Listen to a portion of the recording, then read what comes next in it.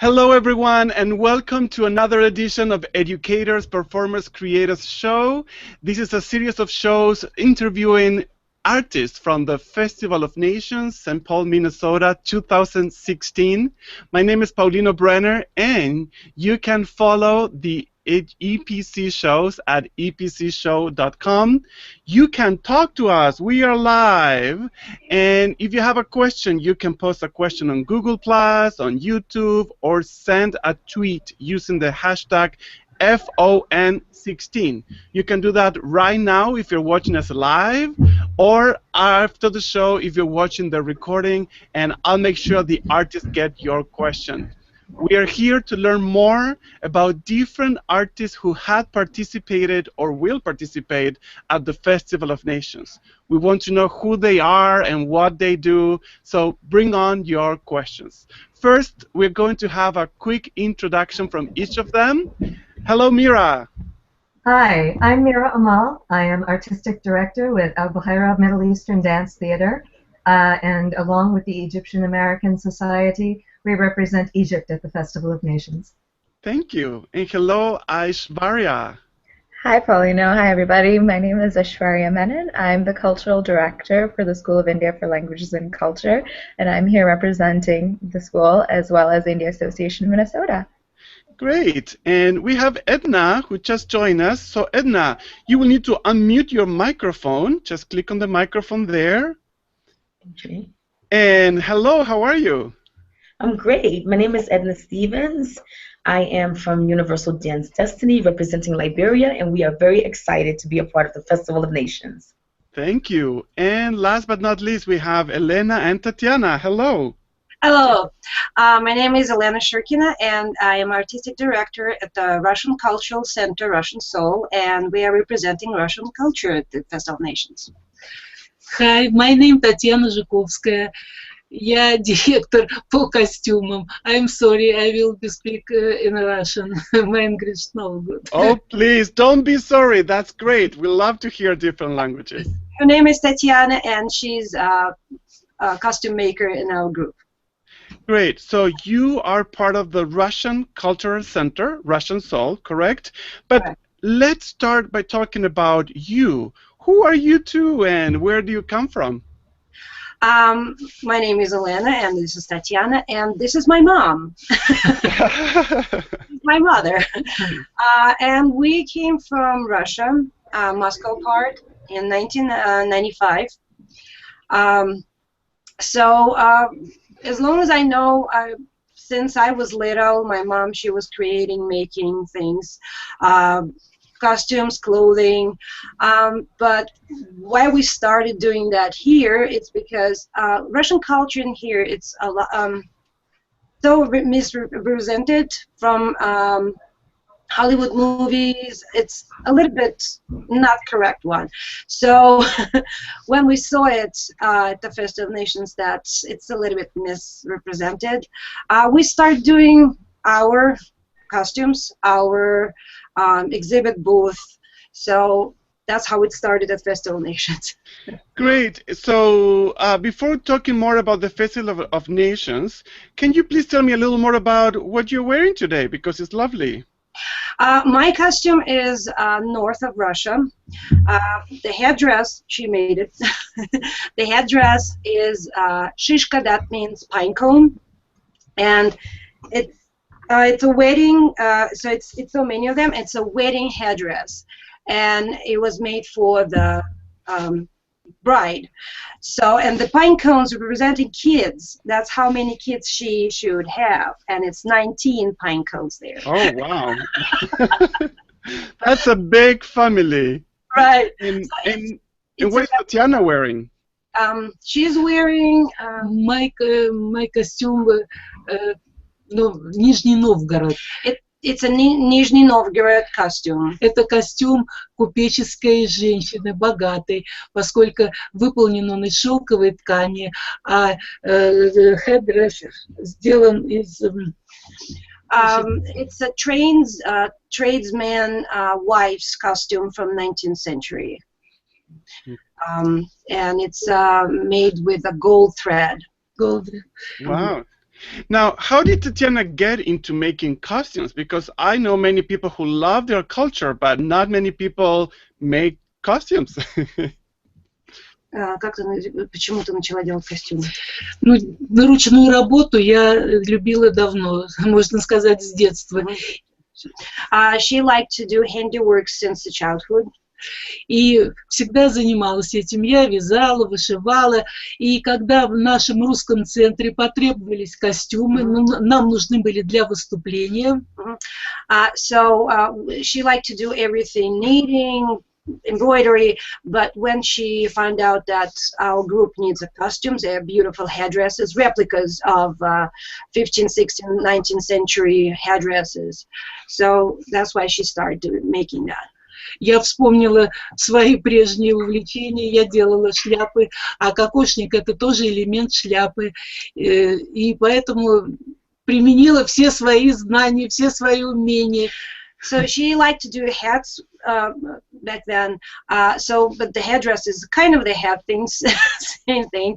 So, but she got her all talents to make those. And и я очень благодарна фестивалю наций, то, что на этом фестивале я могу показать все свое умение и все свои работы я обычно выставляю на фестивале наций. She is very grateful that there's a Festival of Nations that where she can show her artwork, and she's happy to be there. Good. So yeah, she is at the demonstration booth usually. Definitely. So tell me a little more about your history with Festival of Nations. How did you learn about it? When did you start participating? Me specifically right now? Yes. Well, I'm volunteering to Festival of Nations a little bit more than 10 years. I started as a volunteer. So right now I'm performer director, director of performance, exhibit booth director, and demonstration booth director. So, well, so it's but when I begin to be director, I think it was a little bit less than 10 years, so it's almost. Mm-hmm. So maybe your headdress, instead of all the children you have, it's all the jobs you have at the Festival of Nations. Kind of like that, yes. And I am making costumes too. So the dresses I make for the group. Yes, she's more a hairdresser, and I'm more the dresser. Okay, but you're also a dancer. Tell me a little more about the dances that you do. I'm a choreographer there in my group. The name of the group is Belazerye, because Russian Soul is the umbrella. Yeah, I'm making dances there, and we do sing too. It's not only dances there, so we sing and dance. We're trying to sing our old songs, old folk songs, not the modern one. Oh, okay. So the group itself, it's singing, the same dancers are the ones who sing, or is there a separate group that does? It's the same group, it's the same thing, but we do have a choice. If you don't want to sing, if you cannot sing, you can always dance, or if you cannot dance, you can always just sing. Yes. And I noticed that you have people of all ages. I saw some people of some pictures of children. So tell me a little bit about how the group is constituted. The adult group is, we do have teenagers sometimes. We can start from when they're 14, because my kids are there right now, and they're 13 and 14. They participate with us too. So adult group is more adults, any age from 14 to, if you still can stand and dance. If you can walk, you can participate. Right. So, but I do have a kids group too. I had a children's group. Not this year, unfortunately. I don't have enough kids. But I had, for almost 5 or 6 years, I had children's group there. Yes. Okay. Then, as a group, what kind of, besides the Festival of Nations during the year, what kind of activities do you do? Oh, we do have a lot. The main ones, we always have a program in fall. Then we always have children's event, Yolka, that means fir tree, Christmas tree, and with Father Frost and everything with the gifts. That we do it every year for kids. And of course we do Festival of Nations every spring. And we do have another event in the February, that's Mardi Gras, it's Butterfest. And besides the dancing, besides the group, we do a lot. If some colleges, if some schools need some information about Russian culture, we're always there to help them out with ideas, with information about it. Okay. So your activities are not just for your group, but sometimes there are public performances or public shows? Definitely. Definitely we do have workshops, like I said, workshops, lectures, about the Russian culture. Great. So here I'm showing your website, rusculturemn.com, the website for the Russian Cultural Center, Russian Soul. Thank you very much, Elena and Tatiana, for sharing your information and your story. You're welcome. And how do you say you're welcome in Russian? Пожалуйста. And how do you? Okay, great. I would say спасибо. Спасибо. Пожалуйста. Okay, thank you very much. We're going to move on now to Edna. Hello, Edna. How are you? I'm doing great. So tell us a little bit more about yourself. Okay. Well, my name is Edna Stevens, and I am the artistic director and the founder of Universal Dance Destiny, which is a company that specializes in African dance, traditional African dance, and drumming, live drumming. Okay. So tell me a little more about how did you become interested in this art?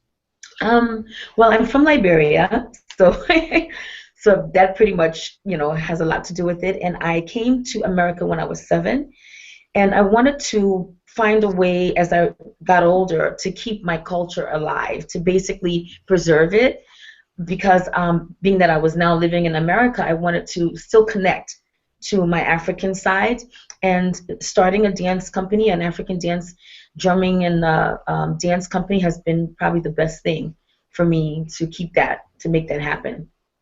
Okay. And how did you start this group? All right. Well, lots of connections. One thing that I love about Minnesota is that it's so diverse. So I got a chance to meet other Africans from Africa who wanted to do something similar, and then even Americans. I mean, the great thing about our company is that we will train you even if you're not per se African, as long as you have the desire and the love and the passion. That's why you have the universal part of it, because many of our dancers are from Africa, but we also open it up where if you're from another country, we happily teach you African dance. Okay. Now, I took a couple of classes just for the movement of it, how freeing it is for my body, and I enjoy also dances that sometimes has just a rhythmic component of it. I love music from around the world, but the drums, they always call you. You can't stop it. So can you tell me more about this relationship with the drums and the dance? That's a very good question. As a matter of fact, it really goes hand in hand.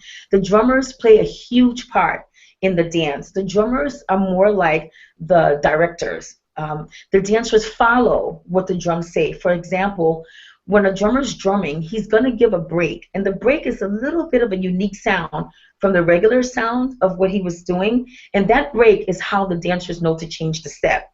So I'll give you another example. Let's say if you're doing ballroom dance or Latin dance, there's usually steps, but with African dance, you cannot change your step until the drummer gives you that break. So that's what's really unique about it. So you are the mercy of the drummer. Exactly. Exactly. Because I remember a couple of times, performing, doing dance performances, and the drummer took a while to give you that break. So you have to keep that same step going until he gives you that break. So it's really interesting. I see. Now, from my understanding from traditional dances from around the world, many dances have either a connection to nature, or they tell a story, or they have different themes. What are some of the themes of your dances? Is celebratory. So like weddings, the type of dances that we do are celebration dances you would see at weddings, at birthday parties, or even rites of passage. Rites of passage is very important in the African tradition, because it's when a young girl is becoming a woman, or a young boy is becoming a man. And I believe that the Jewish have something similar, which is like a bar mitzvah and bat mitzvah. So we do some of the same type of dances where we celebrate adulthood. So it's very celebratory. So there would be a specific dance that has that purpose of the rite of passage. Exactly. And it's very jumpy, lots of stamina, very energetic, whereas another style would be slower type of movement. So this would be more energetic type of steps. Okay, celebrating the young person. Right, becoming an adult. Are there some dances for the older folks like us? Gonna do a lot of jumping. There is. We definitely try to tailor our workshops. We do a lot of workshops, and if there are older people, or seniors or adults, we would definitely moderate the steps so that it can fit the age group, or give options. So, for example, there's a step where we move forward. An older person can still do that and just not move as fast. I see. Okay. I have hope then. I have hope. Great. Yes, you do. Now, tell me a little more about the group, how it is right now, who is in then, who can join. Okay, so the group, I'm the artistic director, but I'm also one of the alumni dancers. And then I have Shavanda, who is from the UFM, an amazing dancer. Shavanda have African background, but she was born in America. And then we have Christian Aditi, who is one of our main master drummer. A master drummer is a drummer who is well trained, that can train other drummers. We also have Jeffrey Scrogan. He's actually Caucasian, and we've had people say, oh, wow, how was he able to do that? But again, it's that love, it's that passion. Jeffrey has actually went to Africa many a times, lived there, studied underneath many of the drummers there. And then we have Dan. And so a lot of times you'll see different drummers depending on the show. Like when we perform at the Festival of Nations, one year we took just 2 drummers, 2 dancers. So it really depends how big of a performance we want, because a great performance is not really about the quantity, it's more the quality.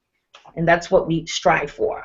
Okay. So tell me more about your participation at the Festival of Nations. What kind of dances or shows have you done there?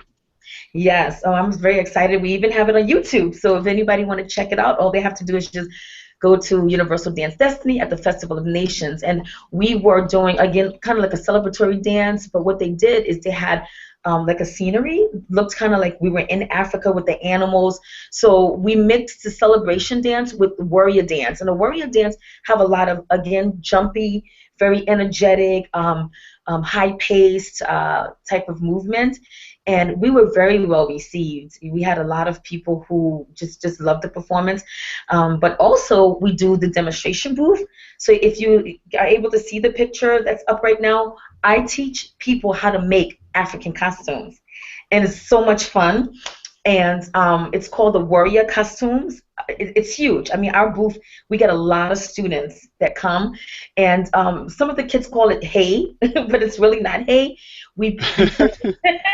It looks like hay, but it's actually called raffia. And you can find it at Walmart. You can find it at Michael's. However, in Africa, it's palm leaves that we use.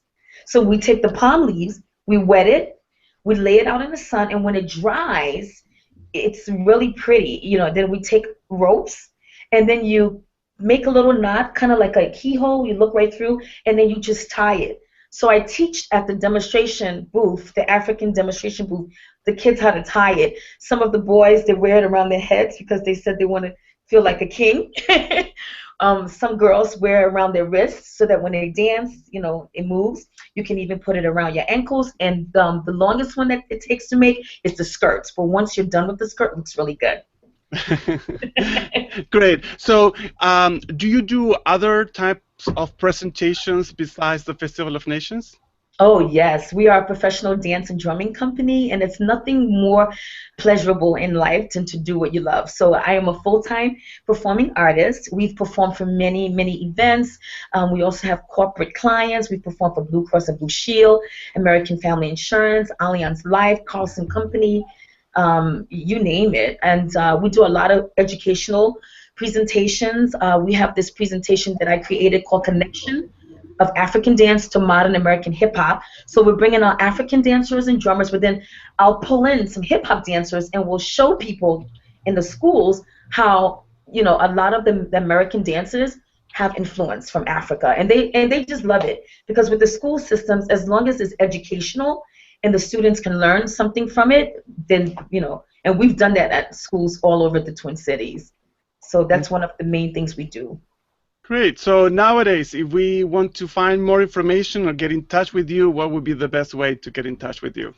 Our website, which is www.universaldancedestiny.com. Again, that's www.universaldancedestiny.com. And you can also email us at info@universaldancedestiny.com. And we have a Facebook page, because you know Facebook is huge. So we also have a Facebook page too as well. Great, great. And we'll have an opportunity to hear how we can connect with all the artists today. But remember that if you're watching this live or a recording, you can always send a question through YouTube. You can leave a comment on this video or on Twitter using the Festival of Nations hashtag, which is hashtag FON16. Festival of Nations 16, and all these artists will sure reply to you, because we as artists are always looking for ways to engage with our community. Isn't that right, Edna? Definitely. Well, thank you very much, Edna, for sharing Very your welcome. information, and I'm looking forward to see you at Festival of Nations. Thank you. Great, and now we have Aishwarya. Hello. Hi again. So, Aishwarya, tell me a little more about you first. I'll have to ask you again to help me with your name. I've been trying my best. Aishwarya. Aishwarya. Okay, good. Does it have any meaning? Yeah, it means wealth and glory. Ah, great. Well, tell me in all your welcome glory who you are and where you come from. So I'm Aishwarya. I was born and raised in India. I actually moved to Minnesota when I was 7 years old in 1998. So, oh, I just stated myself there. But I've been involved with the Indian community here for the entire time since we've moved here. So now going on nearly 18 years. Through the School of India for Languages and Culture, I started dancing when I was about 4 years old, and I just couldn't stop. I'm the cultural director for the School of India for Languages and Culture, previously the cultural chair for the India Association of Minnesota. Good. And now, so you grew up in India, came here, and again, the same question. Most people are surrounded by their culture, but not all of us choose to pursue doing costumes about the traditional costumes or traditional dances. How did you become involved with traditional dances or dances from India? So when I moved to Minnesota, we didn't really know too many Indians. My parents actually had me join this school just so that I would be exposed to my culture, because they wanted me to keep in touch with my roots. And at first I was definitely a little resistant to it, but once I realized how wonderful it was and how much I was missing by being here and not in India, I really took to it and couldn't get myself away from it and refused to get myself away from it. Okay. So tell me a little, some of the things that you enjoy doing in that group. Oh, we do so many things. So, like I said, I'm the cultural director, so I get to choreograph so many different styles of dances. I'm passionate about folk dances of India, so every year I like to do a folk dance from a different region. So this year we have 3 dances at the Festival of Nations. We'd have the children, teens, and adults. For the adults, we're doing a Bhangra, which is from the state of Punjab. We have a Kalbelia, which is a traditional folk dance. It is actually of the Gypsy people from Rajasthan and Gujarat, that area of India. And the children are doing a dance called Lezim, which is from Maharashtra in India. Now, I see there are a lot of, have lots of groups. How many people are involved with your group? Oh gosh, we probably have about 60 or so, just for the different dancers. Yeah, we have a ton of groups. We perform at a ton of events throughout the Twin Cities. So the School of India for Languages and Culture has been around for about 35 years now, 35, 36 years now. And we have partnered with the India Association of Minnesota for that same amount of time, and that's also the length of time that we've been participating at the Festival of Nations. So we have a ton of people who put in so much time, and they absolutely love to showcase Indian culture here. And Festival of Nations is one way that we do that, but we also attend different events throughout the cities, like the Dragon Boat Festival. We also participate at the Flint Hills Children's Festival and the Burnsville International Festival and India Fest. Tons of events. Yes. Now, I do see a lot of children involvement in your groups. I see some pictures. For example, here we can see some studio, very young boys and girls practicing. Yeah. How are they taking their culture into their lives or learning more about it? I see that students from all ethnicities. Are they, is this part of the school? Are they attracted by themselves or a little bit pushed by their parents sometimes? I'm so glad that you stopped on that particular picture, because that is actually from Camp Masala, which is a summer camp for adopted Indian children and their parents. It's an opportunity for the parents to really get to know their children's culture and allow the kids a chance to get involved.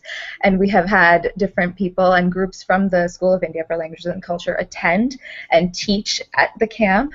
And it's just a phenomenal place. So that is typically because of the parents. They want their kids to make friends that are Indian and really get immersed in their culture.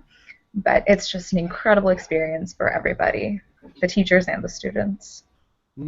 Great. So you said that you have classes, dances from different regions of India, and I know that India is very diverse because of all the different people there.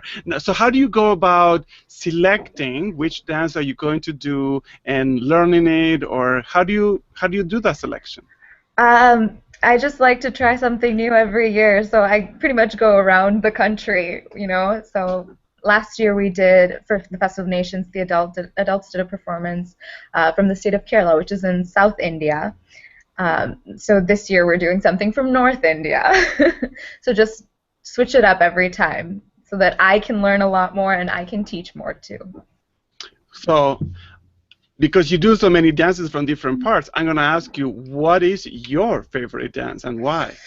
Oof, that's actually a tough question. I don't think I have a favorite, unfortunately. I just like them all. Great. And what are some of the activities that the school does besides the dancing? Or are there any other kind of activities? Absolutely. So Silk actually, again, partners with the India Association of Minnesota at the Festival of Nations to help. They do the exhibit booth, but we also work with, like, for example, the Historical Society of Minnesota, doing different events, just educational events. So not just performances, but we would teach kids. We do different events like Rakhi tying. So it's kind of like bracelet making, interesting things like that, and just giving kids opportunity. Henna, for example, too. Different events, just giving people an opportunity to learn more about the Indian culture. Okay, good. Now, we have touched a little bit on the costumes of our Russian friends here. When you're doing so many dances from different regions, what do you do about costumes? Do they differ much from region to region? They differ so much. So some dances, for example, the dance that I mentioned, the Lezim dance, that is typically done wearing a traditional sari, and it's a yards of cloth that's wrapped around the body, and it's amazing. How do you get that to fit, right? How do you get it to stay? But it's incredible. What I'm wearing right now is a salwar kameez, which is typical of northern India. So it's a long and pants that tend to be kind of loose, very comfortable, and it's often worn with a scarf called a dupatta. We have other costumes, for example, a lehenga, which would be a top, a shorter top with a long skirt, also paired with a scarf. We have the traditional sari, which I'm sure you've seen on Bollywood movies. So that is, again, generally in 6 yards of cloth wrapped around the body. Very elegant. That's kind of the Indian formal attire. And just because you brought it up, I was not going to bring it up, but do you get into Bollywood at your school? Yes, we have also done Bollywood, and sometimes we actually like to do some fusion stuff. So we try to take the folk dances and then we meld it with a little bit of Bollywood influence just to make it a little bit more fun. So we will take, for example, a Bollywood song and do a more traditional dance to that. And of course, we always have our Bollywood parties. Perfect. Okay, so tell us a little more where we can get in touch with you. I have here on the slide your website and a very nice, colorful logo. Can you tell me a little bit about that logo? I'm intrigued. It was actually redone recently by our marketing director, and we just had it redone because it is, like you said, very bright and colorful, and it just kind of shows that it brings so much together. All of those colors coming together is kind of a representation of India. There's so much to India. It's so vibrant a culture, and that's what we aim to do. We aim to share that culture with the Minnesota community at large. So. Great. So we have silcmn.com, where people can learn more about the School of India for Languages and Culture, and also get to know more about your activities, correct? Absolutely. And you can also find us on Facebook. Just look for School of India for Languages and Culture. Great. Well, thank you very much, Aishwarya, and I'm looking forward to see you at Festival of Nations. Thank you, Paulino. Hopefully I'll get your name right by then. I'll test you. Okay, great. Thank you. And last but not least, we have Mira. Hello. Hi, how are you, Paulino? I'm doing great. I'm doing great, and thank you for joining us today. So, yes. So tell us a little more about yourself and the art that you do. Absolutely. Well, I've always been really fascinated with the dance and music and language and arts and clothing across different cultures, and about how cultures express themselves and tell their stories as reflected through their artworks. So, you know, when I was younger, I used to go to different ethnic dance festivals where I was growing up, and a little bit when I was a young adult, things that were staged, like folk fairs that were a lot like the Festival of Nations is here in Minnesota, but also smaller festivals and occasions, things that might be held at churches or community groups where you'd see people from, you know, the ethnic groups. They dance, and it's social. And when I was young, I couldn't even put together necessarily what this thing was I'd see on stage with what these things were that you'd go to these festivals and we'd all dance together. But you know, as I got older, when I came to university, I was studying history. That's what I was interested in, and that's you know, where it all began to coalesce, because I've been interested in the dance and the music and the art, especially things I had seen from the Middle East and North Africa and Eastern Europe, that, you know, Turkey, Greece area. Particularly interested in that, and then also in history and politics, and it all started to come together. And eventually I started formally training in Middle Eastern dance, as I was also taking a big interest in Middle Eastern history and the politics of the Middle East. It's something that's not taught much here in the United States, or at least it wasn't when I was younger. And we have a lot of negative portrayal in the media of what Arabs and Arab Americans are. And I became very interested, therefore, in learning and being able to study more and talk more and show artwork from the region.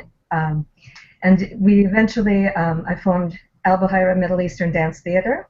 We perform dances from all over the Arab world and Persia, but we also made a connection with the Egyptian American Society of Minnesota.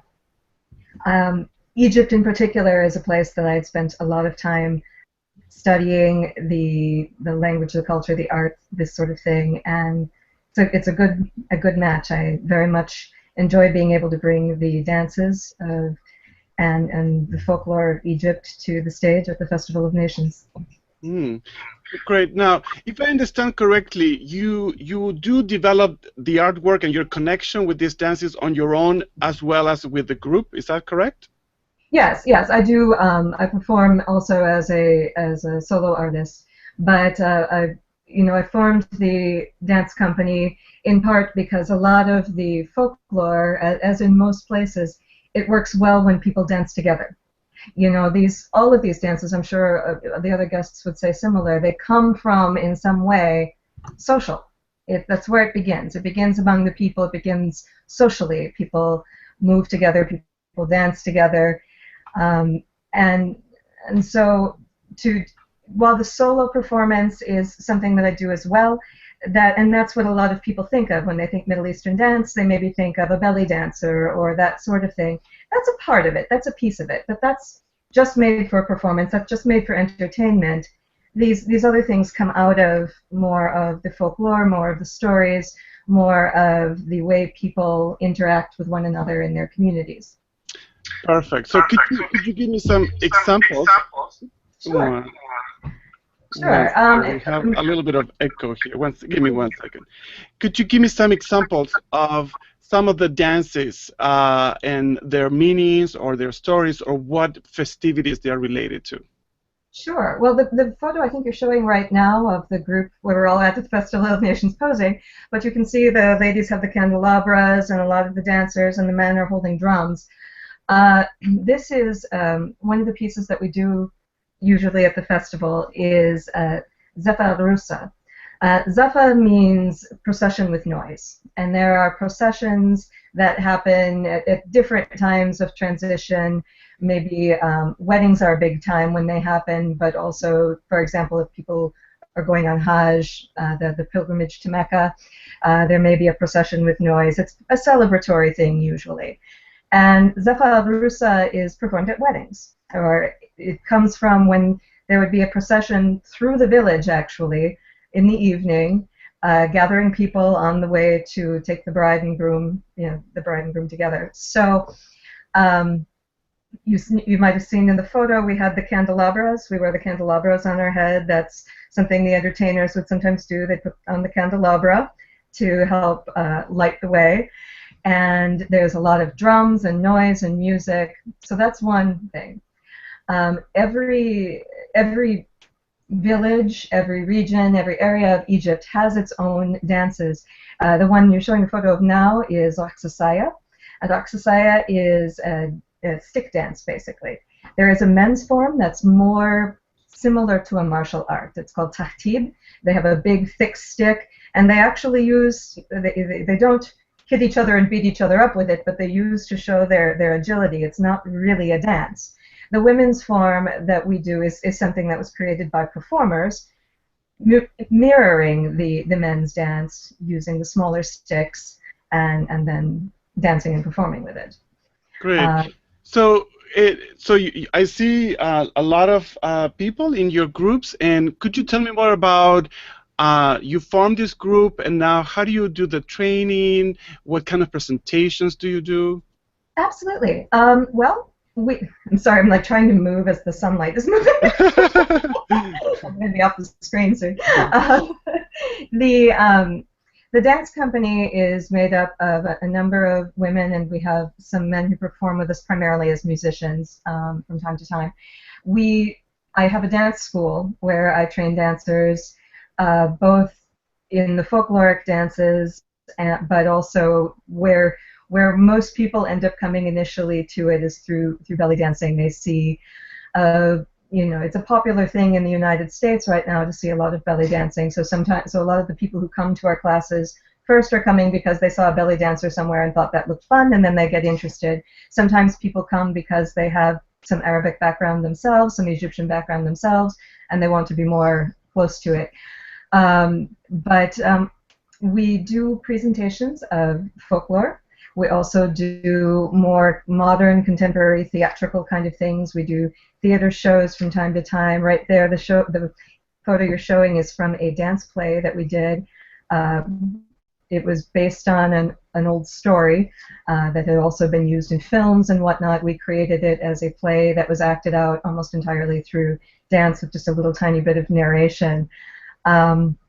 So we also perform for cultural events. We hold events of our own within the community to have people come and dance. We recently did a fundraiser, the Egyptian American Society and the dance community here and the Arabic dance community here and my dance company. We did a fundraiser for Syrian refugee relief because we want to be thinking, across Egypt is the Egyptian dance is what we're doing and what we're representing, but we also then want to be mindful of broader things. So we're trying to present our dance as an ever-evolving art form and also as something that's relevant even if you're not from Egypt yourself. I see. Okay, great. And tell me a little more about your connection with Festival of Nations. How did you become part of it, and what kind of things you like to do there? Well, let's see. I actually, a few years ago, my dance company has been around I established Al Buhaira. I had a different dance company before that, but Al Buhaira in 2007. It was 2013, though, was the first time we did the Festival of Nations. Prior to that, a friend of mine had been doing the Festival of Nations, and she asked us to take it on. And so we, excuse me, we perform there. It's an adult group, usually. We have a presentation on the last couple of years. We've done mostly a Saidi presentation, which is from the southern area of Egypt, Upper Egypt. However, this year we're going to add another region in there too. And then when we perform in the atrium, we've had atrium shows.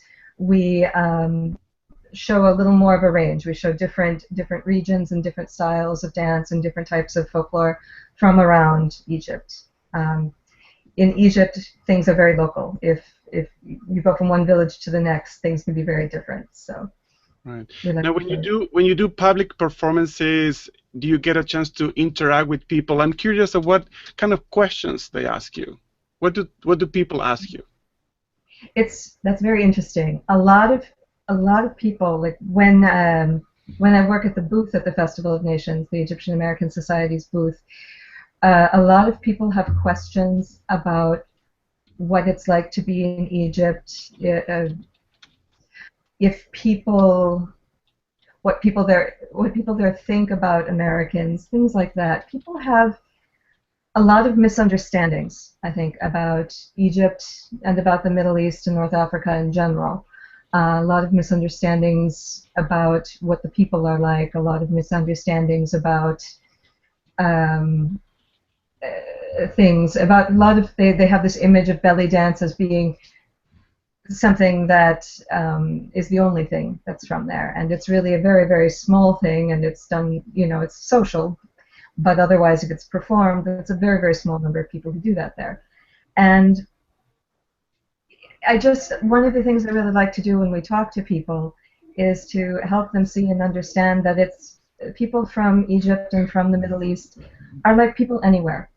There is no difference. That they have families and they have things that they're interested in, and the women are strong and interesting and not just the image that Americans often have of women in the Middle East. In Egypt, they have often an image of women as being very put upon, very I'm not finding the word right now, but repressed. And so it's nice to show something different, and nice to be able to talk to people about the different sides of the people, and to help people understand too that it's not just one big thing where everything is the same. Like I said, every village has its own way of talking, its own way of dancing, their own celebrations, and it's as different or more different than things are in the U.S. from state to state or city to city. So. Definitely, and that's one of the beauties of the Festival of Nations, that we get to explore all these different cultures and hopefully bring down some barriers and get to know the humanity that's around us, not just around the world, but in our own cities as well. And here I'm showing, so that people who are not familiar with Festival of Nations, it's coming up on May 5th to May 8th on 2016, and people can join us at the St. Paul River Center to meet these artists and more. You can find more information at the festivalofnations.com, and you can come and join us there so we can meet all these artists in person. So Mira, thank you very much for sharing your information. I'm showing here your websites for your group and for yourself, and I assume people can there go and find more information about you and your performances, correct? Yes, yeah, I'm right there. That's one of the belly dance pictures. Sorry, I just got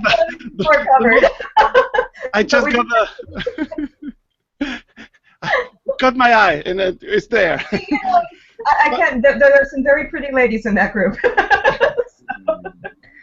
Definitely. So, ladies, talking about all the pretty ladies, thank you very much, Mira, and for being here, and also thank you to Elena and Tatiana.